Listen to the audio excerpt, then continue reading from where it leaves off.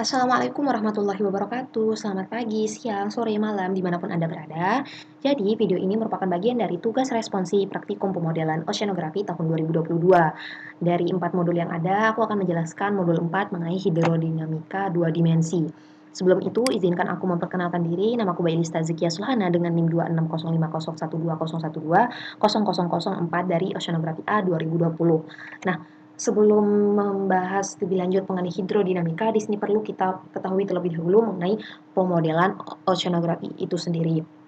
Jadi dari kata model yang berarti prototype, pemodelan oceanografi dapat diartikan sebagai suatu proses menirukan suatu benda atau kejadian atau fenomena dari khususnya di sini fenomena yang berkaitan dengan oceanografi, fenomena-fenomena yang ada di laut yang digunakan untuk mengamati atau meniru baik pada kondisi sekarang atau kondisi yang telah dikembangkan. Jadi melalui model ini itu digunakan untuk merekonstruksi kejadian masa lalu, kemudian melakukan yang masa sekarang dan memprediksi yang akan datang. Sedangkan hidrodinamika adalah cabang dari mekanika fluida, khususnya zat air incompressible yang dipengaruhi oleh gaya internal dan eksternal. Gaya-gaya itu seperti gaya gravitasi, gaya gesekan, dan gaya Coriolis. Nah, dalam oceanografi, mekanika fluida ini digunakan berdasarkan mekanika fluid Newton yang dimodifikasi dengan memperhitungkan turbulensi.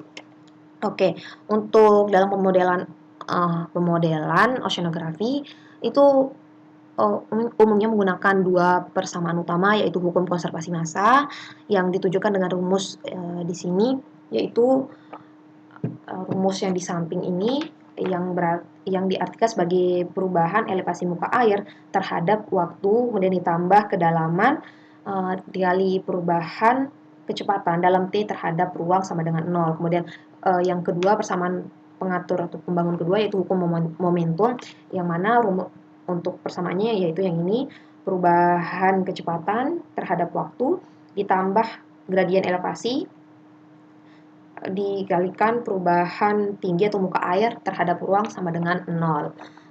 Selanjutnya yaitu perbedaan hidrodinamika 1 dimensi dan 2 dimensi. Bukan hanya dua ini saja ya, ada juga 3 dimensi.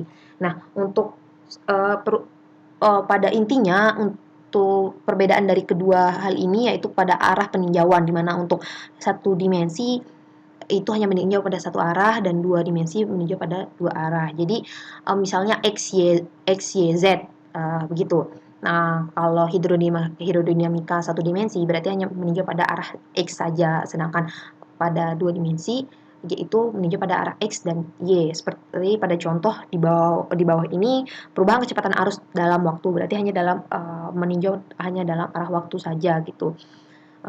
Hanya pada satu. Kemudian kalau yang ini kan rata-rata kecepatan arus itu di sini ada kecepatan arus, kemudian ada arahnya juga. Jadi meninjau pada arah X dan Y, ada kecepatan, kemudian arah yang mana ditunjukkan oleh tanda panah ini.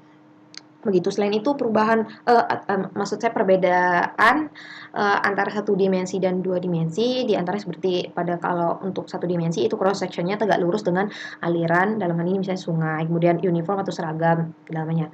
Kecepatan alirannya sama, kemudian tidak ada kemiringan yang terlalu tinggi. Sedangkan untuk 2 dimensi yaitu kecepatan arus gelombang berbeda, cocok diterapkan pada daerah yang curam atau miring. Nah, kemudian kedalaman airnya tidak sama atau terdapat perbedaan kedalaman. Itu daerah yang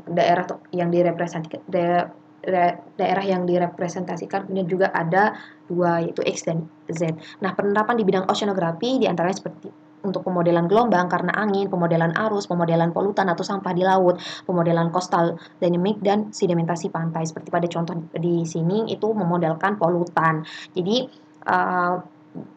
melalui pemodelan oceanografi kita dapat mengetahui begitu luasan kemudian arah dari polutan, misalnya sampah atau oil spill yang ada di laut, itu kita dapat dalam time step berapa kita dapat mengetahui ke arah mana dan luasnya berapa begitu. Oke, langsung aja mungkin kita ke tutorial. Oke, di sini aku udah buka Miniconda, kemudian diketik Jupyter Notebook untuk membuka Jupyter Notebook, kemudian di enter aja, kita tunggu sampai terbuka. Nah, selanjutnya karena aku udah buat scriptnya, kita langsung aja buka filenya begitu. Nah, jadi di sini itu ada beberapa library yang dipakai seperti Matplotlib, kemudian ada Sipon. Jadi Sipon ini mohon maaf kalau salah, tapi ini tuh untuk apa ya, seperti kayak ekstrak data dari NDBC gitu, yang mana NDBC ini itu kan ada a boy yang ditempatkan di Samudra Pasifik itu dari NOAA, yang dikembangkan oleh NOAA begitu. Nah, itu di boy itu memuat data-data yang kemudian menggunakan Sipon ini, data-datanya itu diekstrak di hingga dapat diplot menjadi grafik seperti ini.